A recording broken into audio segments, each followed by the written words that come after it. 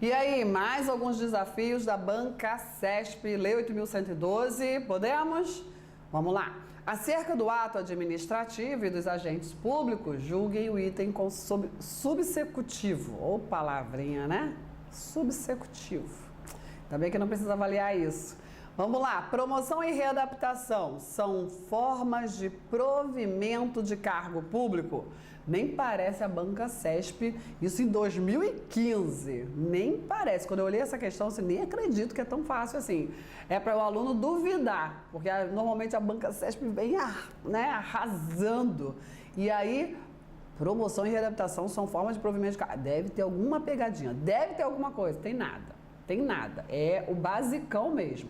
Realmente, promoção e readaptação são formas de provimento, eu vou te dizer, são formas também de vacância de cargos públicos, né? Porque na promoção sai de um cargo de classe inferior e vai preencher um cargo de classe superior. Na readaptação, o servidor não consegue mais atender às atribuições do seu cargo, né? Ele teve uma redução ou uma modificação na sua capacidade laborativa, mas ele não está inválido para o serviço público, não. Ele consegue resolver, ele consegue atender outro cargo público. Aí ele sai do seu cargo, que ele não consegue mais exercer, e vai trabalhar, atuar, vai preencher outro cargo público agora compatível com a sua atual condição de trabalho, tá bom? Então são formas de provimento? Fácil demais, claro que isso tá certo, tá lá no artigo 8º da Lei 8.112. Tranquilo? Mais uma questão. Mesmo enunciado, né? A remoção é o deslocamento do servidor a pedido no âmbito do mesmo quadro, com ou sem mudança de sede. Remoção é o deslocamento do servidor a pedido no âmbito do mesmo quadro, com ou sem mudança de sede. Aí, olha só como que a banca CESP é do mal, né? Tem Deus no coração, não. Olha só isso. Essas duas afirmativas estavam juntas. Uma muito fácil, você assim até estranha de tão fácil que é. E a outra também fácil. Aí, pô, se a primeira tá certa, isso aqui também tá certo. E não tá errado. Tá errado. Não, na realidade, ela nem tá errada. Ela está incompleta. Por isso que o gabarito é o errado. Exatamente, não adianta espernear. Não fui eu. Qual é o problema dessa questão? Primeiro, o que é remoção? É um ato administrativo que importa na mudança de lotação do servidor, ok? E é o que está dizendo aqui, é o deslocamento do servidor. É diferente da redistribuição, né? Onde a mudança que ocorre é do cargo do servidor, e aí se o servidor tiver preenchendo aquele cargo, ele acaba sendo arrastado pelo cargo. Isso na redistribuição. Mas não é redistribuição, é remoção. Muda o servidor. E a remoção, ela pode ser a pedido, tá certo? Mas ela também pode ser ex officio. Dizer que a remoção é o deslocamento a pedido, tá incompleto. Mas, Claudete, errado não tá. Mas a banca, ela quer a afirmativa completa. Eu entendo que a administração poderia, a banca poderia ter anulado essa questão, né? Mas, enfim, é esse o problema. Seja a pedido, seja ex officio, seja de ofício. Olha lá o artigo 36. Uma grande maldade. Então, é a pedido ou de ofício. Por isso que a afirmativa está errada e ela foi colocada de propósito depois da afirmativa anterior. Entendeu? Para induzir. Quando eu falo que banco quer mais levar candidato pro buraco, eu acho que eu estou exagerando. Não é. Tem que estar antenado, tem que perceber os detalhes, certo? Tem que lembrar que servidor não é inamovível, né? Servidor não é inamovível. Ele pode ser deslocado de um lugar para outro a qualquer momento. Interesse administrativo, interesse do serviço público. Lembra disso? E aí, só não vai ser considerado, mesmo na remoção a pedido, só não vai ser considerado o interesse público, o interesse do serviço público, se o pedido do servidor de remoção se pautar em quê? Em acompanhamento do cônjuge, certo? E que mais? Quando for para tratamento de saúde do servidor de pessoa da família, olha, eu moro aqui no Rio de Janeiro, trabalho aqui no Rio de Janeiro, mas o meu tratamento que eu preciso para o meu filho, sei lá, é só em São Paulo, pelo amor de Deus, eu tenho que trabalhar agora em São Paulo, eu tenho que mudar para São Paulo. Aí é direito subjetivo, sai do mérito administrativo, entendeu? E também quando ele conquista essa vaga da remoção no concurso interno de remoção que a própria administração, na sua cúpula, né, oferece. Por que eu estou falando da cúpula? Porque quando se fala a remoção tem que observar o interesse administrativo, o interesse do serviço público, quer dizer que vai ser consultada a chefia imediata. Quando a remoção vem de cima, né, ó, tô tirando o servidor daí, não reclama não, chefe, imediato. Reclama não, que tô pegando na força. Ele passou num concurso de remoção, num processo seletivo, concurso, entenda, processo seletivo de remoção. A administração falou assim, olha só, vou chamar novas pessoas, novos concursados aprovados. Vocês que já estão aqui, querem trocar de lotação? Vamos lá, tem tantas vagas em tal lugar, outras vagas não sei aonde, e assim vai. Aí o servidor que quiser se manifesta, ele conquistou essa vaga. Então ali também se caracteriza como remoção a pedido, ou seja, remoção voluntária, independente do interesse administrativo, ok? E a jurisprudência já pacificou. Esses 3 casos de remoção voluntária, que é para acompanhar o cônjuge, para tratamento de saúde e por um processo seletivo, vaga conquistada pelo processo seletivo, elas independem do interesse, quer dizer que é direito subjetivo. O servidor comprovou ali a condição exigida na lei, o administrador não pode nem pensar em negar, tá certo? Diferente das demais causas, né, das demais situações de remoção voluntária mesmo a pedido. Tranquilo isso, né? Vamos lá para mais uma questão. A respeito dos servidores públicos, julgue o item subsequente. Conforme o entendimento atual do Supremo Tribunal Federal, é dever... Olha que questão interessante, né?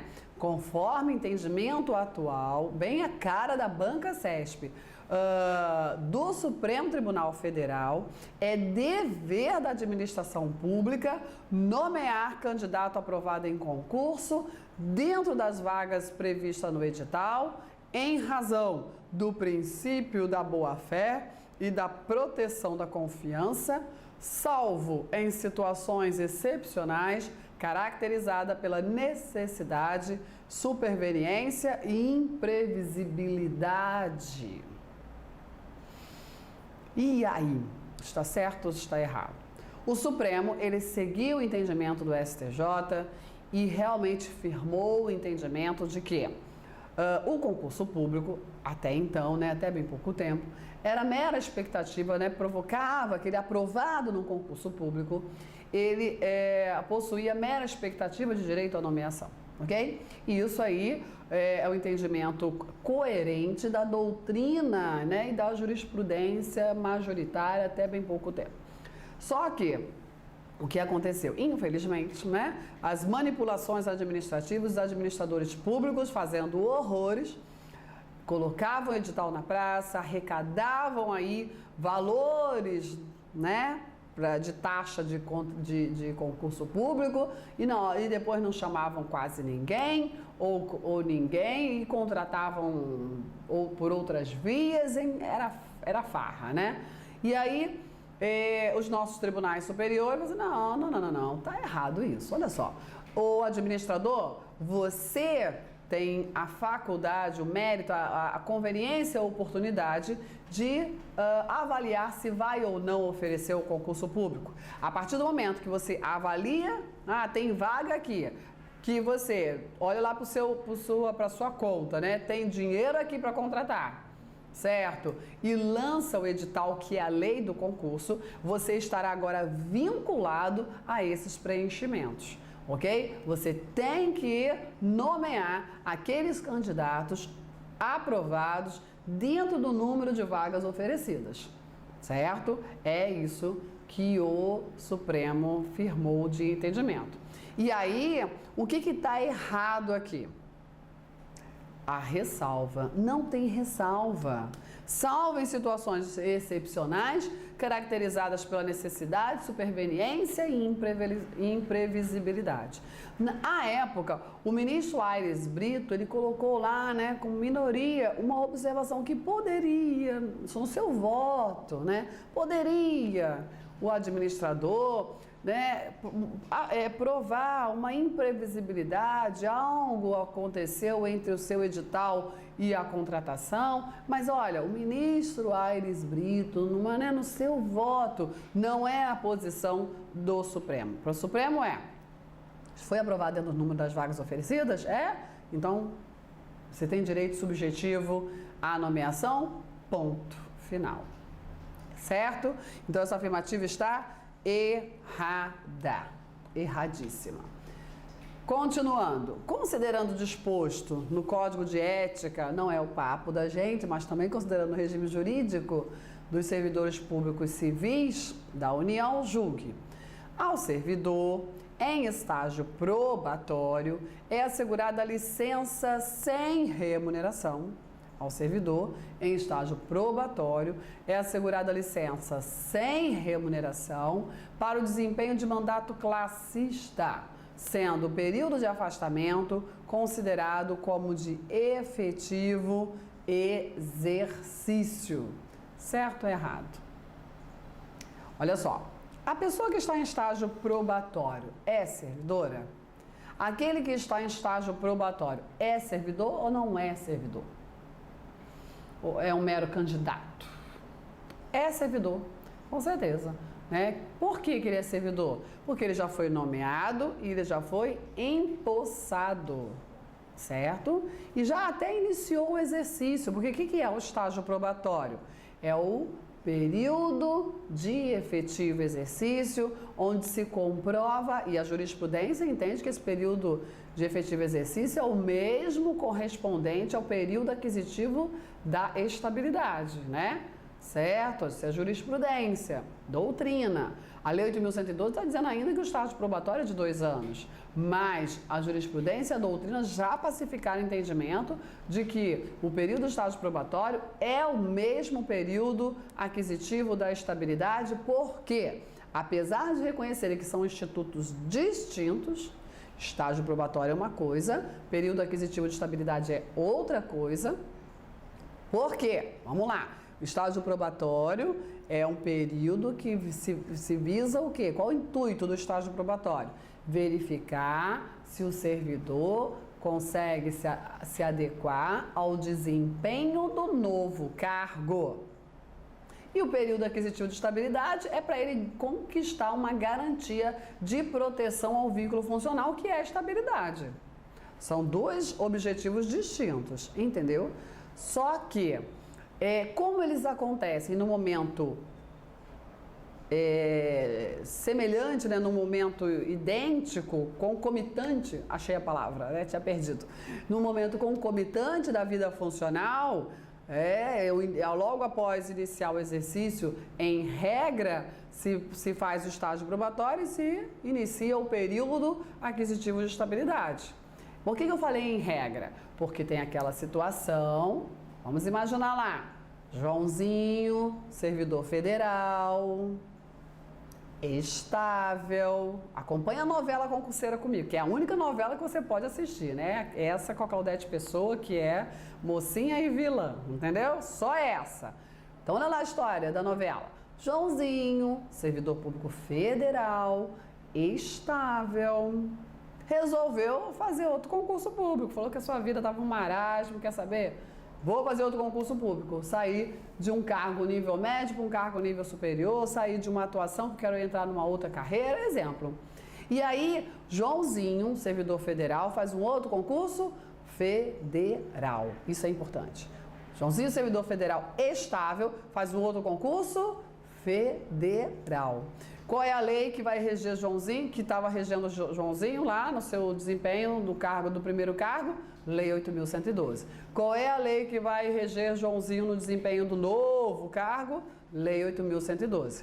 Não é a mesma lei? Não é o mesmo regime? O que diz a Lei 8.112? Aquele servidor estável que faz um outro concurso mantém a sua estabilidade.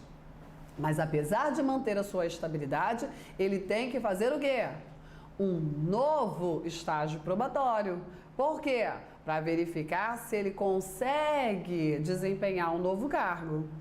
Tudo bem? Se o Joãozinho não conseguir desempenhar um novo cargo, assim, não gostei não, isso aqui não é para mim não, isso aqui eu achei que era bom, mas não é.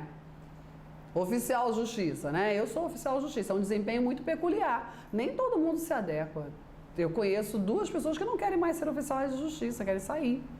Não gostaram, certo? E aí, imagina o Joãozinho, resolveu fazer concurso para oficial de justiça e já era analista processual.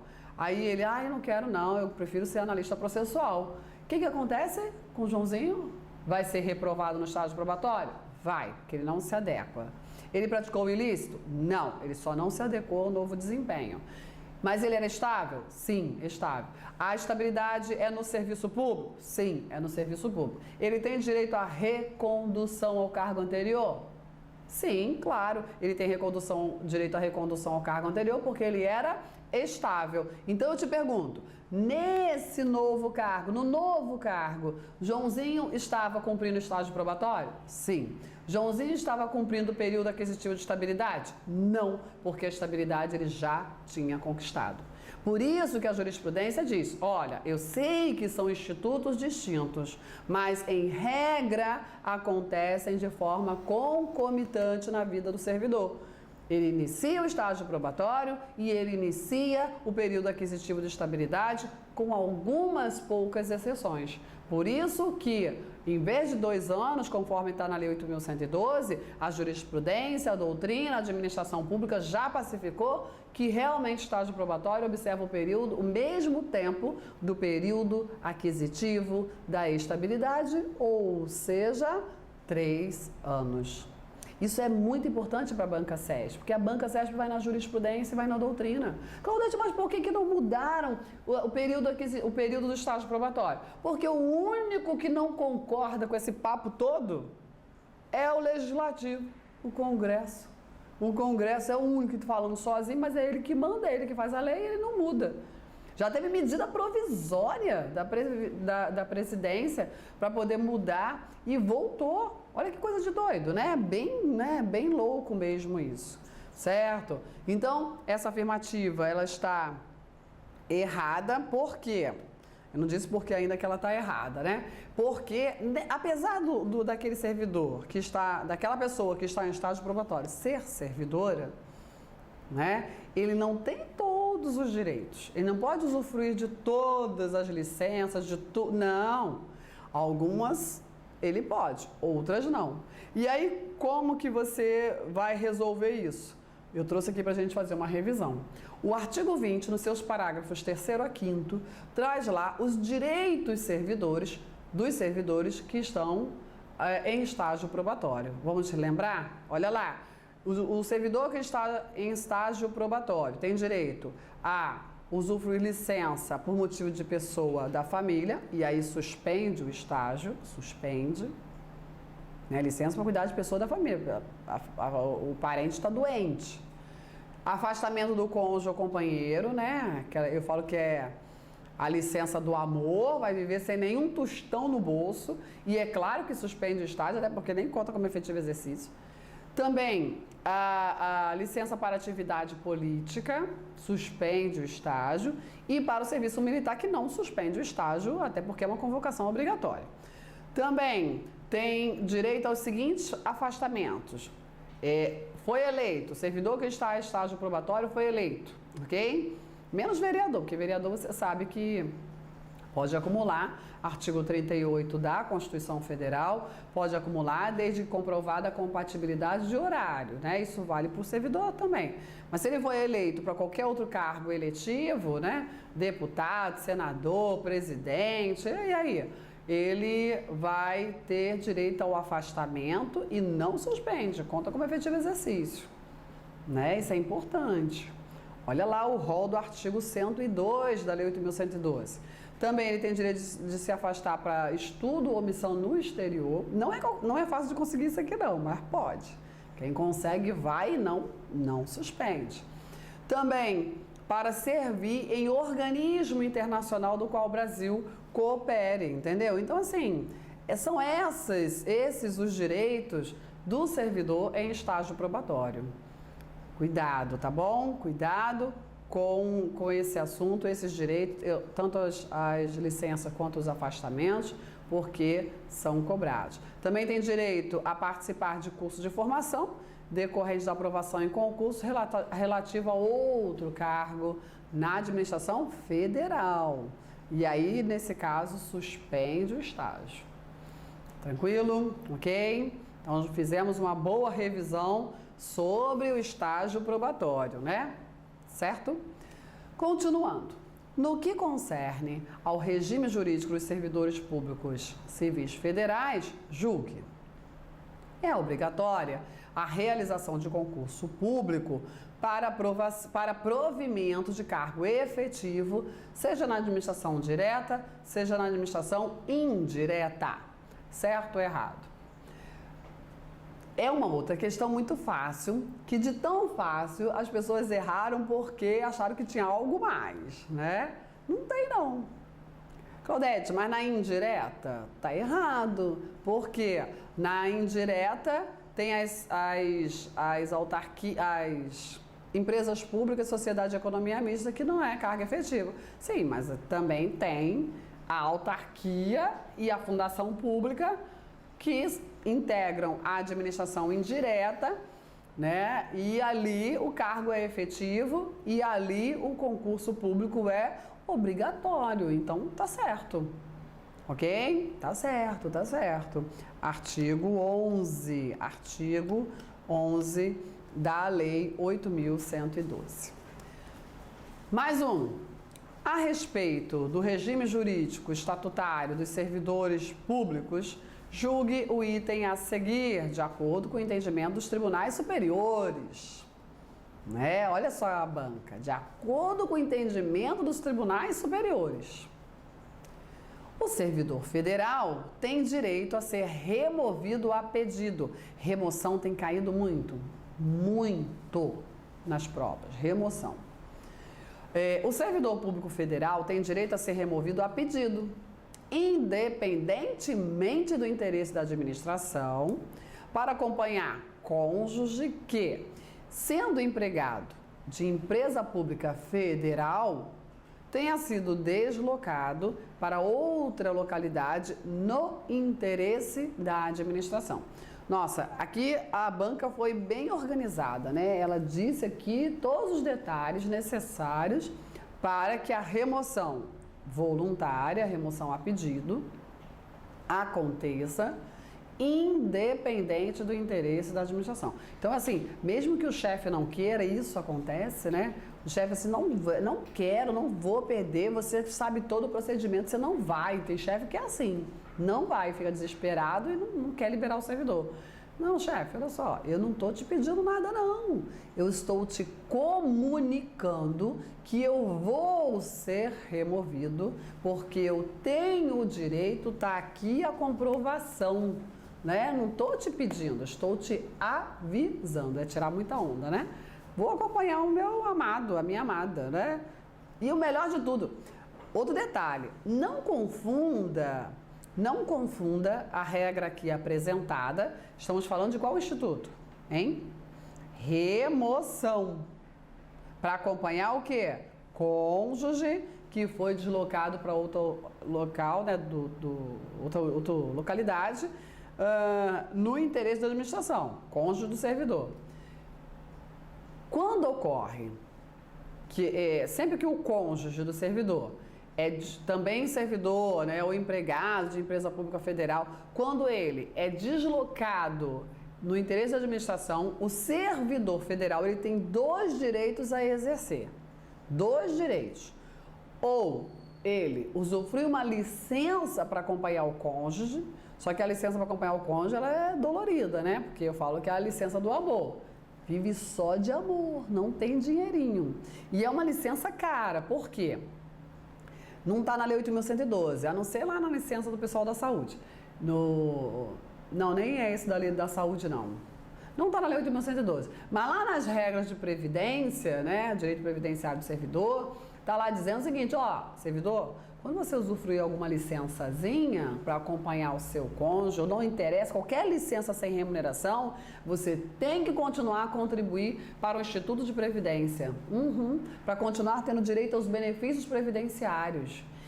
E olha, saiba que você contribui com 11% sobre a sua remuneração e o ente federativo com o dobro, né, do seu percentual. Se o teu é 11%, a União contribui com 22%, que é a contribuição patronal. E saiba que qualquer licença, qualquer afastamento sem remuneração, quer dizer que você vai continuar contribuindo tudo, a sua parte e a patronal. 33%. Vai dizer que isso aí não é de doer. Nessa hora é a hora que você está achando que o servidor acha que ganha muito, né? Porque o servidor está sempre achando que está ganhando pouco. É você que está achando que ganha muito agora. Depois que você estiver lá, primeiro mês, nossa. Segundo mês, não, tá bonzinho. No terceiro mês já está lá, movimento grevista reivindicando melhores condições remuneratórias. Desse jeito. Então, licença sem vencimento, 33%? Então tem uma outra possibilidade. Em vez de usufruir a licença para acompanhar o cônjuge, Durango Kid, né, sem nenhum tostão, vamos ver se tem um órgão federal lá onde seu cônjuge vai. E tem. Quer saber? Vou requerer a remoção. Exatamente. Remoção para acompanhar o cônjuge e lá atuar. E essa remoção é direito subjetivo, artigo 36, inciso 3, a linha A. Essa afirmativa está corretíssima. Muito cobrada em prova. Vamos lá? No que se refere à organização da administração pública, julgue. Os servidores das autarquias sujeitam-se ao regime jurídico único da entidade matriz. Certo ou errado? Regime jurídico único, estava lá, em 1988, no caput do artigo 39 da Constituição Federal, né? Então, chegou a Constituição lá em 1988, olhou para o cenário administrativo e disse, meu Deus, isso aqui tá uma bagunça. Tem gente fazendo a mesma coisa com regime jurídico diferente. Isso não dá certo. Imagina o seletista do lado do estatutário fazendo a mesma coisa. O estatutário que ia fazer a festa, né? Eu estatutário, divido o trabalho. Um para você, um para mim.